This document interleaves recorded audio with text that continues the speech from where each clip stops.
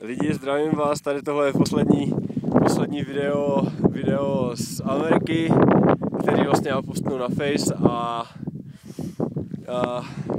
chtěl jsem všechny pozdravit z výšky kolem 4,5 tisíce kilometrů, kde, co jsem chtěl říct, to proto, abyste si nemysleli, že jsem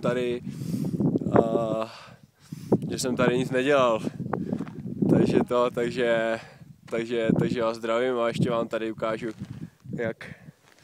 jak to tady krásně vypadá v téhle výšce.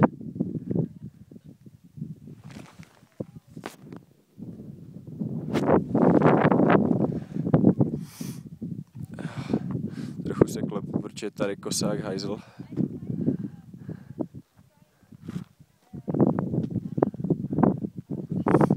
Tak. Je to bomba.